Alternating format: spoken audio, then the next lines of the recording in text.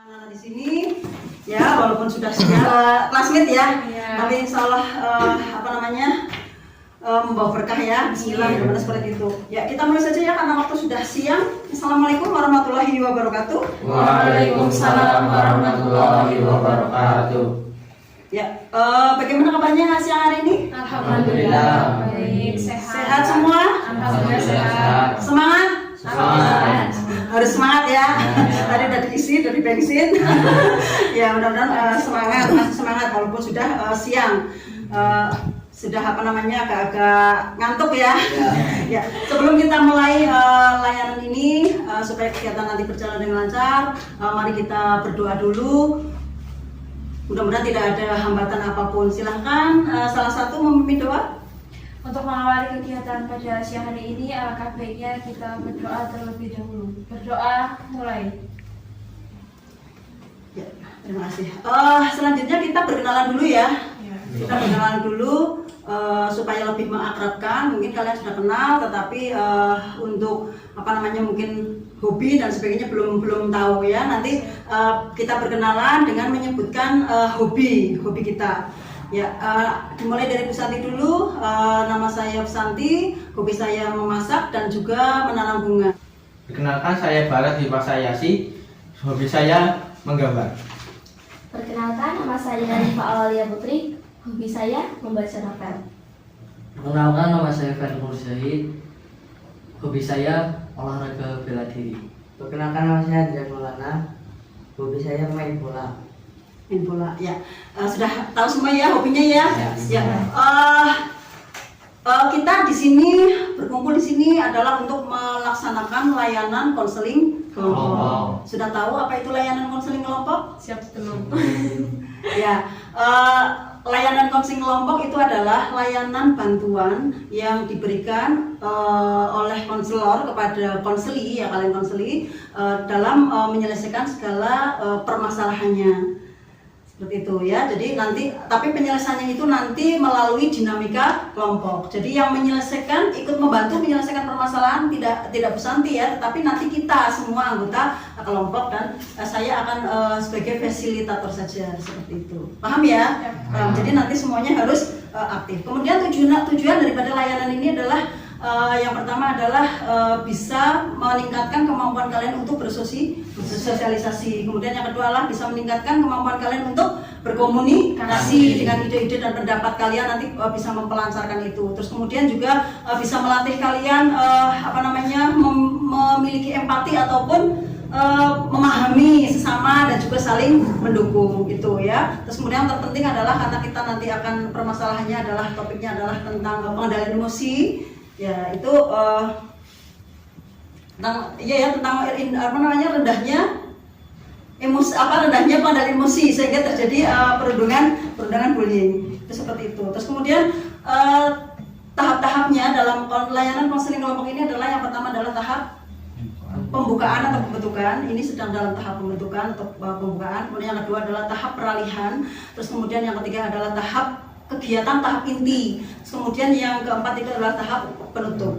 Ya, itu tahap tujuan pengertian sudah ya. Terus kemudian di dalam layanan konseling kelompok ini juga ada yang namanya azas. Ya, azas yang harus kita terapkan atau patuhi di dalam layanan konseling ini. Yaitu diantaranya adalah yang pertama adalah azas kesukarelaan. Apa itu azas kesukarelaan? Azas kesukarelaan adalah azas kalian datang ke sini tidak ada paksaan ya, walaupun saya undang Bu Santi undang, tetapi kalian merasa dipaksa nggak? Tidak ya. Jadi ini yang dinamakan azas kesukarelaan. Kemudian ada azas kenormatifan.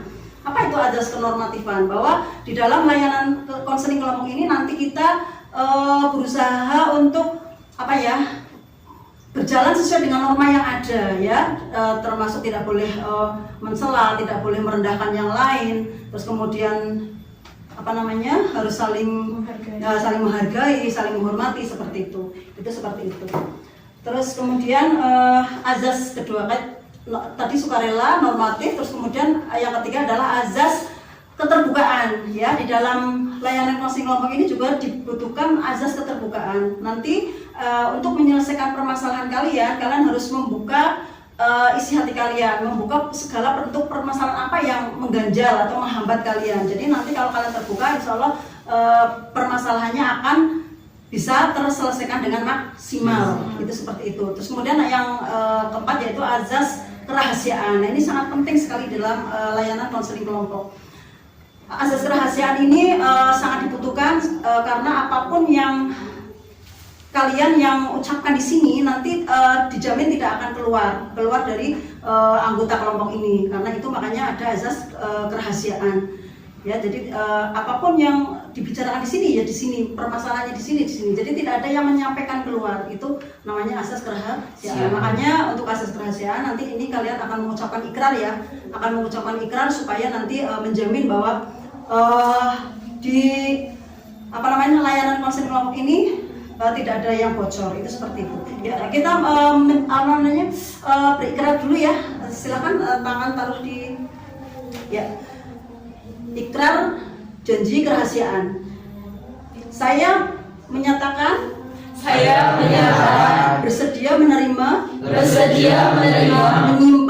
menyimpan dan memelihara data atau keterangan yang tidak boleh diketahui oleh orang lain.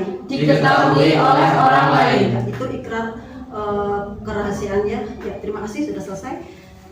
Ya, kemudian untuk kesepakatan waktu kita memerlukan waktu 50 menit. Ya, 50 menit cukup ya. Ya, bismillah. Kemudian kita masuk ke tahap selanjutnya yaitu tahap peralihan. Sudah siap semua Pak belum untuk masuk ke tahap inti? Ini Felix kayaknya mengantuk. Sudah siap semua?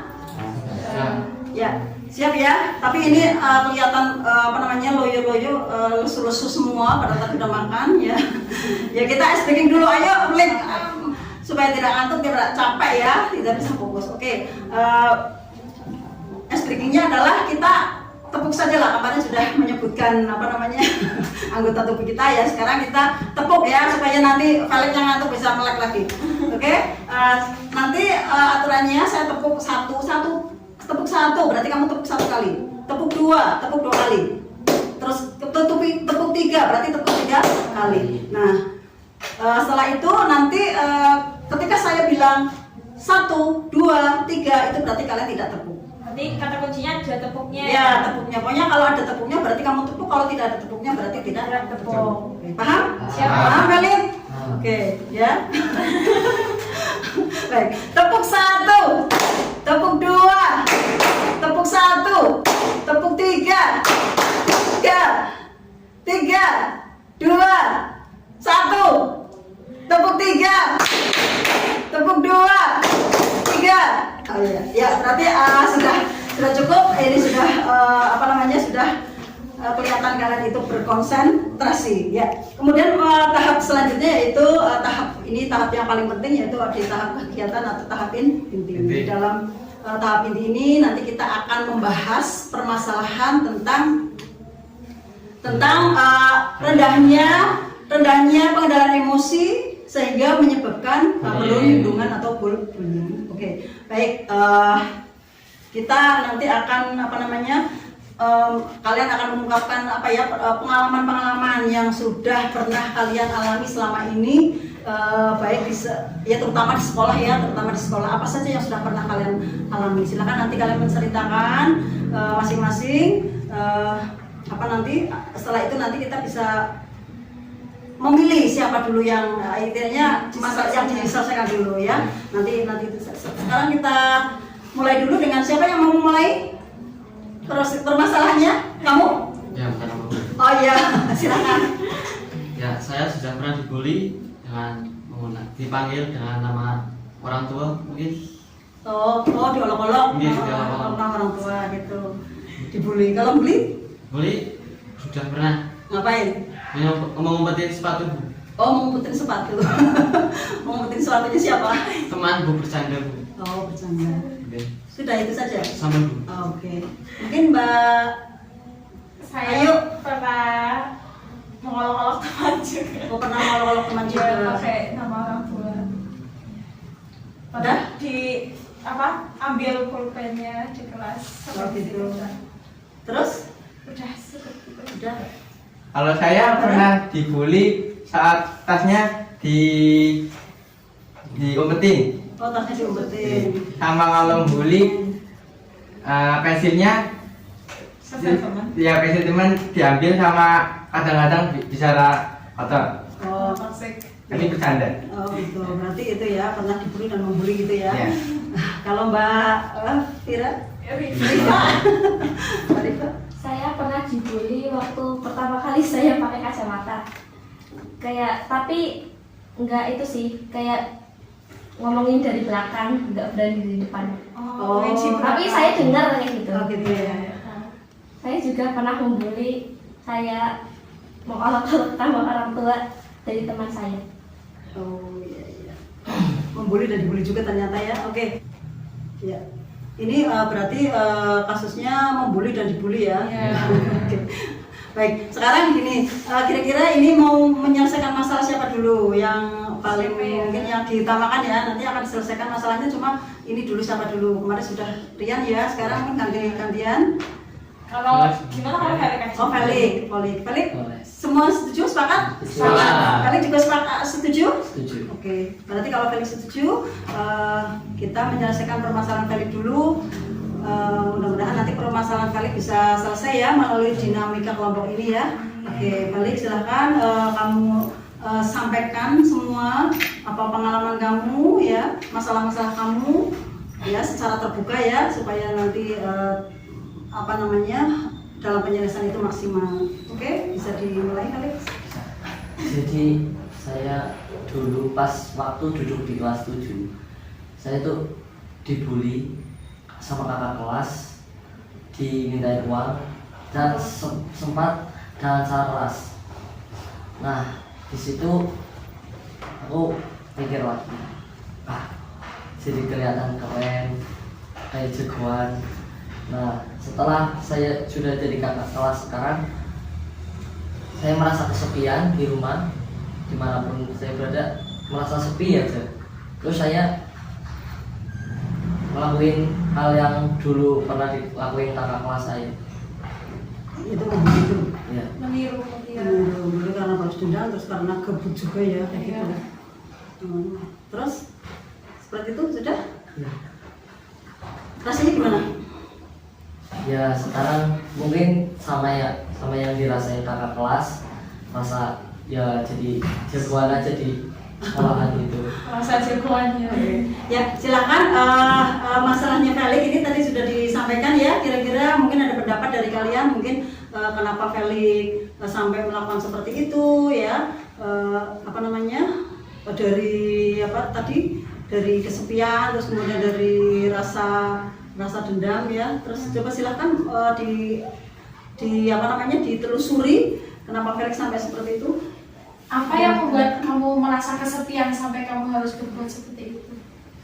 Saya sebenarnya merasa kesepian itu karena merasa nggak dihargai aja sama orang tua, mungkin kurang perhatian aja sama orang tua. Tapi sering gimana enggak? Ya sering, dibilang sering. Gimana perasaan kamu? Sedih. Sebenarnya ya ada rasa sedih, ada marahnya juga. Ketika dimarahi.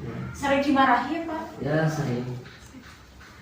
Apa sih faktor yang membuat kamu membuli itu? Apa faktornya? Saya sebenarnya cuma pengen dapat perhatian aja dari orang lain. Motif kamu melakukan hal tersebut apa? Mungkin ya tadi dapat perhatian dari orang lain. Cara kamu melakukannya itu benar atau salah? Cara kamu? Menurut saya benar-benar saja sih. Kamu udah membuli teman kamu di sekolah itu kurang lebihnya berapa kali? Sudah nggak perhitung. Bagaimana ekspresi dan respon teman kamu ketika kamu melakukan tindakan tersebut?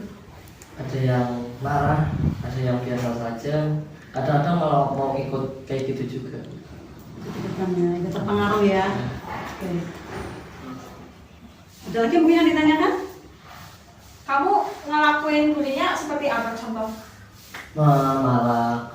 Mungkin kadang-kadang kalau susah sampai ngelakuin kekerasan seperti nonjok gitu. Kalau malaknya itu per orangnya dapat berapa? Ya sekitar cuma 1.000-2.000 tapi itu sering. Jadi sudah termasuk ini ya. Agak ngeri. Lumayan ya. Mungkin ada lagi yang mau menanyakan, ayo. Silakan. Bisa diidentifikasi mungkin pikiran-pikiran dari dari Felix ini kira-kira seperti apa? Apakah pikirannya seperti itu menurut kalian? Menurut kamu kalau udah melakukan kayak gitu, perasaan kamu senang apa enggak, Pak? Ya balik lagi yang tadi, aku ada senangnya, ada enggak. Apa yang buat kamu senang dan apa yang buat kamu tidak senang? Senangnya saya dapat uang, dan tidak senang ya saya masih kurang diperhatiin sama orang lain. Oke. Mungkin ada yang menanyakan mungkin dari konsekuensi mungkin apa itu yang kalau dipikirkan Felix seperti itu kira-kira pemikiran Felix itu gimana? Menurut kalian gimana? Kamu tahu nggak dampak apa dampak dari hal yang kamu lakukan? Kurang tahu sih. Ya mungkin yang saya kira cuma biasa aja. Belum pernah melihat korban kamu itu menangis atau apa gitu? Ada sih, tapi saya merasa paling nanti juga sembuh sendiri. Sampai terluka mungkin? Kalau terluka belum sih. Kalau menurut Felix bisa melihat langsung konsekuensinya Felix itu enggak? Resiko akibat yang ditimbulkan Felix itu apa aja gitu? Enggak sih, paling ya kayak menangis gitu doang. Nangis sedih gitu. Tapi Felix biasa aja. Ya gitu. Setelah kamu marah itu, kamu merasa untung nggak dapat uang kamu? Masa untung? Tapi kamu tahu nggak ya dirasakan sama teman kamu yang dimalak itu? Kurang tahu sih. Tapi yang saya kira cuma biasa aja. Kamu nggak peduli gitu sama Ya. perasaan mereka? Tidak terlalu peduli. Ya, yang penting dirinya sendiri mungkin ya. Terus pendapatnya Bara gimana Bara? Menurut pola pikir cara pemikirannya si Felix ini kira-kira menyimpang apa tidak? Menyimpang. Menyimpang. Iya. Contohnya apa itu menyimpang? Coba dikasih tahu ke Felix supaya Felix tahu. Bahasanya memalak itu perilaku yang sifatnya menyimpang karena itu adalah perbuatan yang jahat. Perbuatan jahat. Iya. Kamu kan nggak tahu kalau orang yang dipalak itu benar-benar itu orang kaya apa gimana, kan ekonomi juga nggak ada yang tahu gitu. Siapa tahu dia juga butuh uang tapi malah kamu orang itu. Wajar sendiri. Gak kasihan. Nggak kasihan kamu. Ya Kamu apa belum mikir ke situ? untuk sekarang mungkin ya gitulah. Mungkin saya rasa mikirnya sekarang sih benar juga. Ekonomi semua orang nggak punya ekonomi yang sama. Tapi kamu tetap dapat satu sekolah dari orang tua kan, walaupun nggak dapat perhatian ya perhatian, tapi uang manfaat. Ya kadang juga, kadang dikasih kadang enggak. Mungkin dari Mbak Rifa, Rifa ada masukan-masukan mungkin untuk Felix. Saran Bu. Saran? Sebenarnya gini, coba kamu pikir lagi. Seandainya teman kamu adalah kamu dan teman kamu yang membuli kamu. Di saat kamu nggak punya uang kamu tinggal segitu, orang tua kamu ekonominya sedang kurang. Tiba-tiba temanmu datang malah kamu, dan kalau kamu nggak ngasih, kamu bakal dipukuli. Bagaimana perasaan kamu? Sedih sih. Nggak terima gimana? Ya kalau nggak terima sih ya gimana ya, orang lagi nggak punya terus dibantunya ya emang kesel sih sebenarnya. Ya mungkin itu yang dirasakan sama orang-orang yang kamu palak. Kalau sudah tahu begitu, apakah kamu tetap akan melanjutkan aksi kamu? Tidak, saya akan berubah mulai dari sekarang. Ingin berubah? Yakin? Baik. Berarti pemikiran-pemikiran yang tadi seperti kayak saya bangga gitu kan, saya bangga, saya merasa keren itu gimana? Mungkin saya akan lebih mendekatkan lagi kepada Tuhan ketimbang saya terlihat jelek di depan umum. Setelah melakukan perundungan itu, hati kecil kamu itu sebetulnya seperti apa? Ya sebenarnya mikir lagi, saya ada rasa senang, tapi kadang-kadang ada rasa kasihan juga. Untuk sekarang sih mungkin akan berubah menjadi berbeda. Masih ada perasaan senang ketika membeli? Untuk sekarang tidak. Yakin? Dari Apa yang kamu lakukan, kamu tahu bahwa itu pemikiran yang negatif? tahu. Kalau kamu benar-benar mau berubah lagi, kamu mulai sekarang bisa memilih dalam berteman. Maksud dari memilih itu kayak kamu kalau mau berteman sama orang itu dilihat dulu gimana wataknya, perilakunya. Kalau dia cenderung ke hal yang negatif, mungkin kamu bisa lebih menjaga jarak, tapi tidak dengan memutus pertemanan, cuman bisa menjaga jarak. Kalau temanmu itu condong ke arah yang positif, kamu bisa mendekatkan diri ke dia, kamu bisa lebih dekat agar kamu juga tertular energi positif dari teman kamu. Mungkin ada lagi masukan-masukan, Barat, untuk menguatkan ini? Kalau mau buat orang tuanya bangga, ya bisa komunikasi lancar dengan orang tua. Mending hobinya itu diseriusin, bisa jadi ikut lomba gitu. Nah kan orang tuanya jadi bangga gitu. Ya, insya Allah mulai dari sekarang saya mau berubah. Bisa dipahami apa yang disampaikan teman-teman kamu, Kali? Bisa. Bisa dicerna? Pikiran kamu. Ya intinya sekarang lakukan komunikasi sama orang tua, jangan ngelakuin bully lagi. Jadi intinya mungkin apapun masalahnya itu bukan menjadi suatu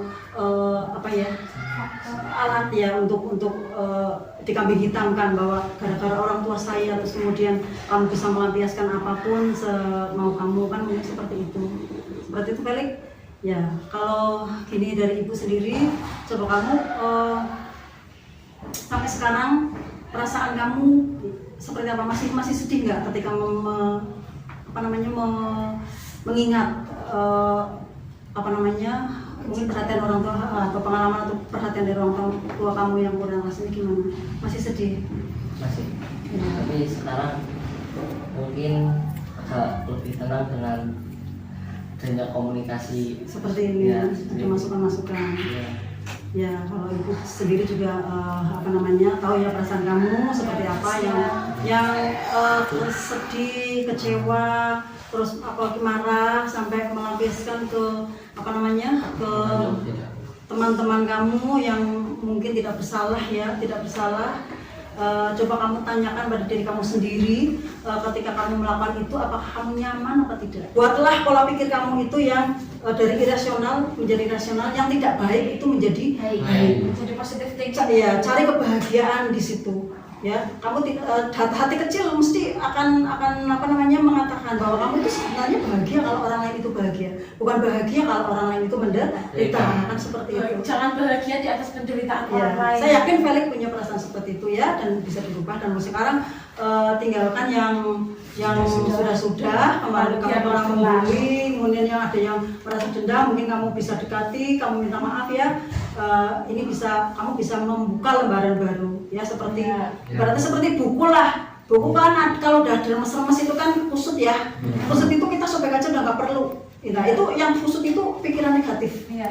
Pikiran negatif kita buang. Kita ganti lembaran yang baru yang lebih bagus lagi. Terus kemudian kita bisa hidup di dalam lingkungan sosial atau masyarakat itu. Ibaratnya kalau bahasa sini kan kajen apa ya, dihargai seperti itu. Dihargai. Ya, mungkin itu Itu kesimpulannya ya. Terus kemudian coba Felix sekarang setelah mendengar ini gimana rasanya? Jauh lebih tenang, sudah nyaman atau gimana? Rasanya gimana? Tentunya lebih tenang, bisa buat pandangan ke depannya mau gimana lagi. Oh, berarti kamu punya ini ya, harus punya rencana-rencana ke depan gitu ya. Kira-kira apa bisa disampaikan Felix? Mungkin saya akan meminta maaf tentunya kepada orang tua, orang-orang yang pernah saya bully, dan saya tidak akan mengulangi hal-hal negatif yang pernah saya lakukan dulu. Ya itu ya, berarti rencana-rencana ke depan ya, itu harus kamu pegang teguh. Gini, Bu Santi juga akan nanti sebagai tindak lanjut kamu untuk melihat perubahan kamu, nanti akan ada semacam kayak catatan ya untuk menunjukkan perkembangan perubahan kamu.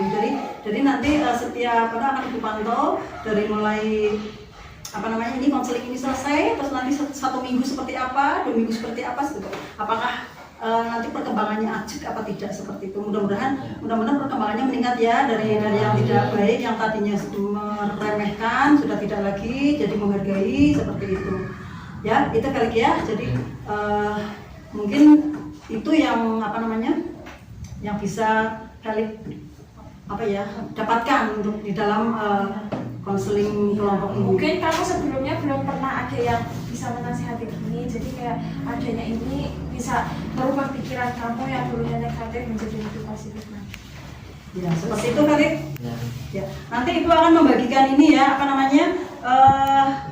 evaluasi hasil. Nanti kamu tuliskan perasaan-perasaan kamu, apa yang sudah kamu dapatkan dari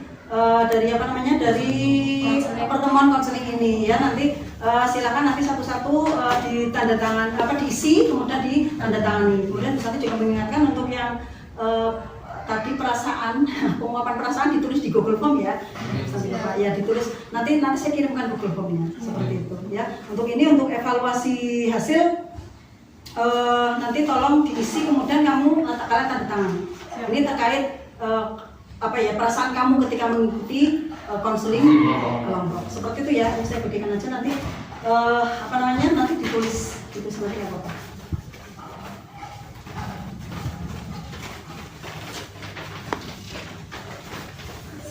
Itu ya.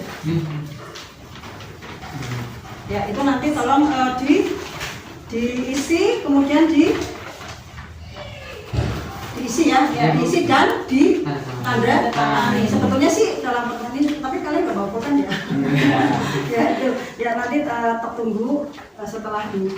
Terus kemudian sebagai penutup sebelum saya tutup ya acara ini, kesimpulannya kita ambil kesimpulan ya bahwa tetap dengan konseling kelompok ini saya harap bahwa tindakan-tindakan atau pemikiran-pemikiran yang irasional ya, yang tidak baik itu bisa diubah menjadi pemikiran-pemikiran yang rasional atau pemikiran yang baik. Pemikiran yang negatif bisa diubah menjadi pikiran yang positif, tergantung bagaimana kita akan mengelola emosi. Jadi itu yang perlu kalian ingat.